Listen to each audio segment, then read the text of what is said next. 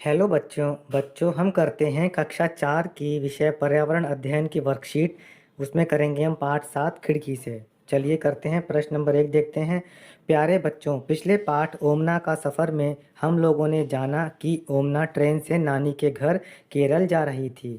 हम लोगों ने रेलवे स्टेशन और रेलवे में काम करने वाले लोगों की भी चर्चा की थी। इस बार हम लोग ट्रेन की खिड़की से बाहर क्या क्या दिखता है इसके बारे में बातचीत करेंगे।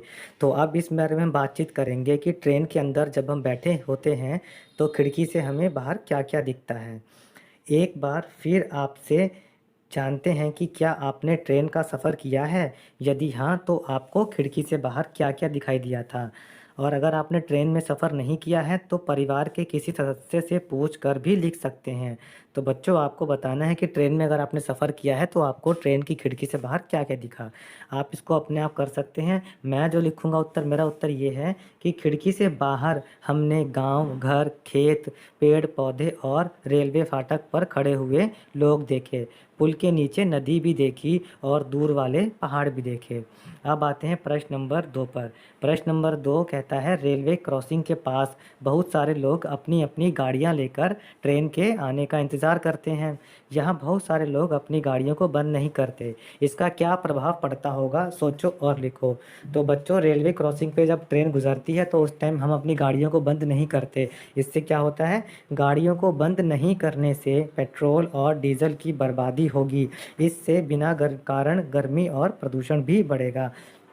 अब आते हैं अगले प्रश्न पर। अगला प्रश्न देखते हैं। प्रश्न नंबर 3 कहता है कि प्रश्न नंबर 1 के उत्तर में जिस दृश्य के बारे में आपने लिखा है उसका चित्र नीचे बनाकर रंग भरें। तो बच्चों, ट्रेन के डिब्बे में जब आप बैठे होते हैं तो खिड़की से आपको बाहर जो भी दृश्य दिखता है, आपने जो प्रश्न नंबर 1 के उत्तर में लिखा है आपको वही चित्र यहाँ बना देना है। अब चल करते हैं अगला प्रश्न। अगला प्रश्न है कार्यकलाप। कार्यकलाप अगला प्रश्न कहता है कि आप जहाँ रहते हैं वहाँ की खिड़की या दरवाज़ा से अगर सड़क पर चलते हुए वाहन दिखाई देते हैं तो इस गतिविधि को करने में आपको बड़ा मज़ा आएगा। तो बच्चों, आपको क्या करना है कि सुबह 8-9 बजे के बीच में आपको खिड़की या दरवाजे के पास कॉपी और पेंसिल लेकर बैठ जाना है और सड़क पर जो वाहन जा आ रहे हैं उनको देखना है और नीचे बनी हुई टेबल को आपको अपनी कॉपी में करना है और या इसी वर्कशीट में भरो। जैसे हम देखते हैं कि क्रम पहले क्या देखा कि पहले हमने देखा कि वहाँ से गुजरी कार। कार किससे चलती है, पेट्रोल या सीएनजी से।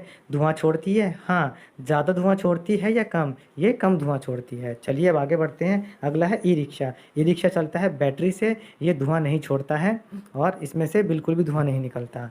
अगला है स्कूटी। स्कूटी चलती है पेट्रोल से, धुआं छोड़ती है, हाँ, लेकिन ये कम धुआं छोड़ती है। फिर है मोटरसाइकिल। मोटरसाइकिल चलती है पेट्रोल से, हाँ, धुआं छोड़ती है लेकिन कम धुआं छोड़ती है। इसके बाद आता है साइकिल। साइकिल चलती है मानव शक्ति यानी हमारे अपने शरीर की ताकत से, तो इसलिए ये धुआं नहीं छोड़ती। अब देखते हैं आगे क्या है। आगे वाले प्रश्न देखिए, ये भी लिखकर बताना है। पहला है कि कौन से ईंधन वाले वाहन ज़्यादा दिखे। तो हमें पेट्रोल वाले वाहन ज़्यादा दिखे। दूसरा, कौन से ईंधन वाले वाहन ज़्यादा धुआं देते हैं। तो डीजल वाले वाहन ज़्यादा धुआं देते हैं।